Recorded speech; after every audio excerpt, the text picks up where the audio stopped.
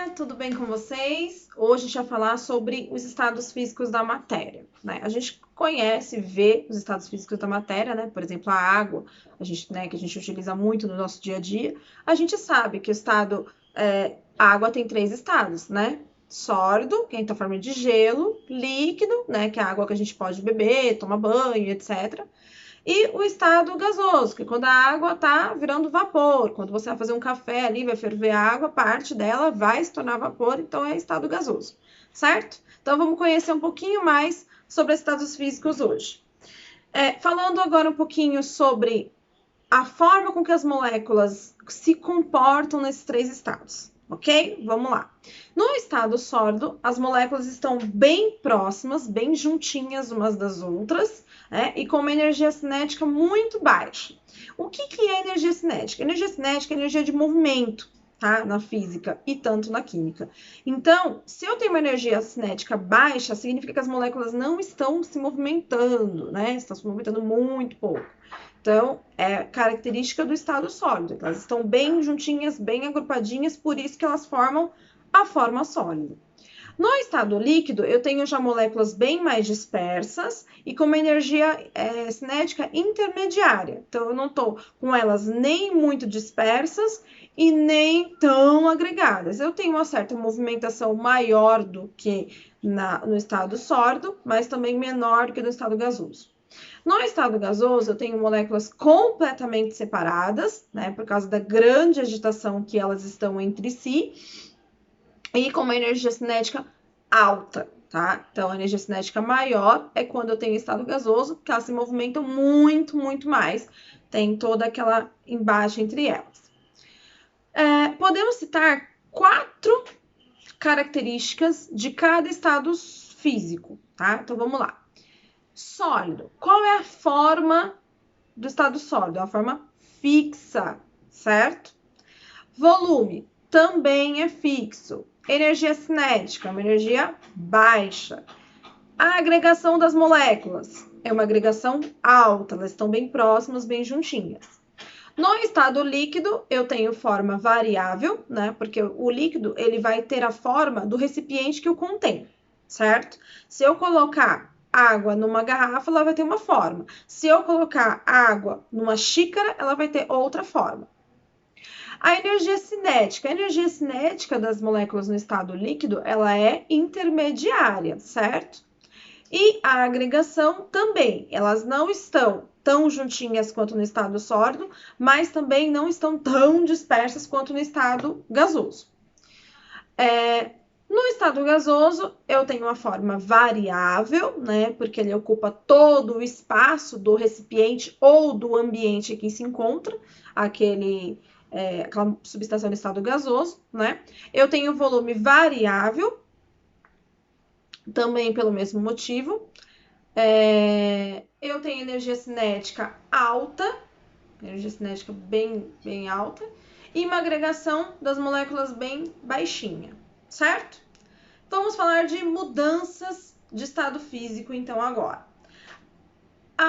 Quando a gente está fazendo, por exemplo, gelo, né, passagem do estado líquido para o sólido, eu tenho um nome essa mudança.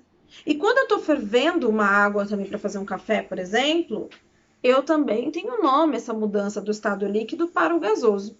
Então, vamos conhecê-las agora.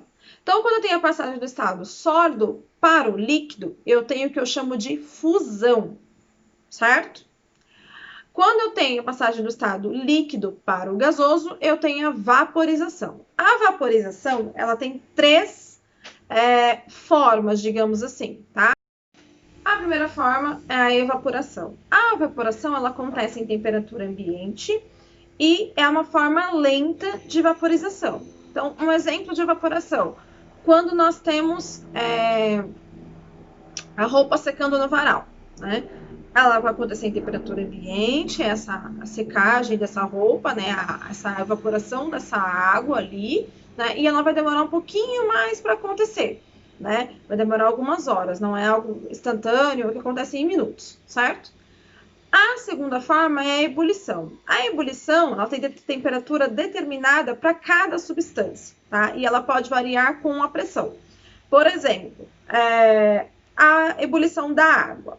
Quando eu tenho 1 atmosfera de pressão, ela equivale a 100 graus Celsius. Ela vai acontecer em 100 graus Celsius.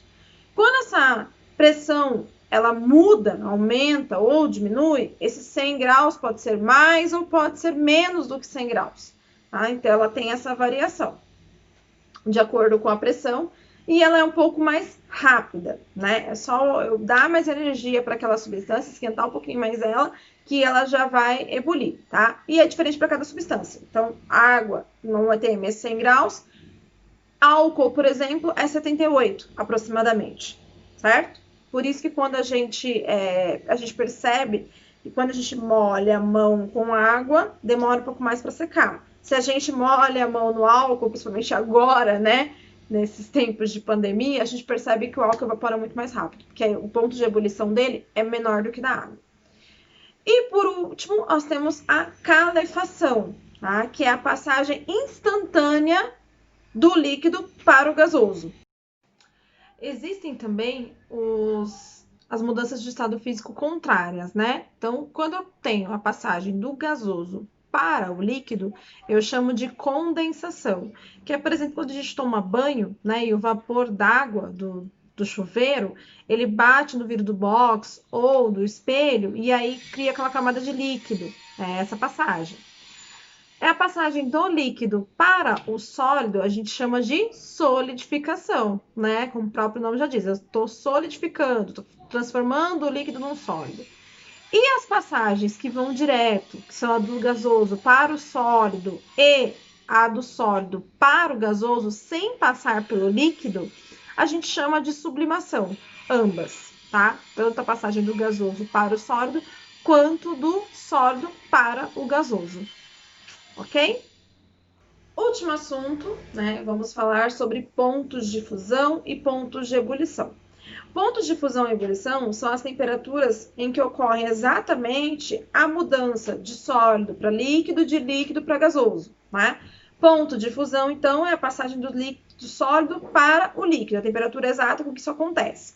Da água, por exemplo, com a pressão de 1 atm, é 0 graus, certo? Em 0 graus eu tenho a passagem exata de sólido para líquido.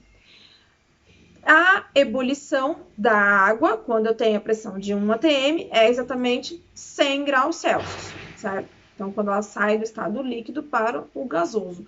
Então, a gente chama de ponto de fusão a temperatura exata em que o sólido passa para o líquido e chamamos de ponto de ebulição a passagem do líquido para o gasoso, a temperatura correta, exata com que isso acontece. Isso vai variar para cada substância tem os seus pontos de fusão e ebulição. Certo? É isso por hoje, galerinha. Espero que vocês tenham gostado desse vídeo. Dúvidas, deixa nos comentários. Beijo e até o próximo vídeo.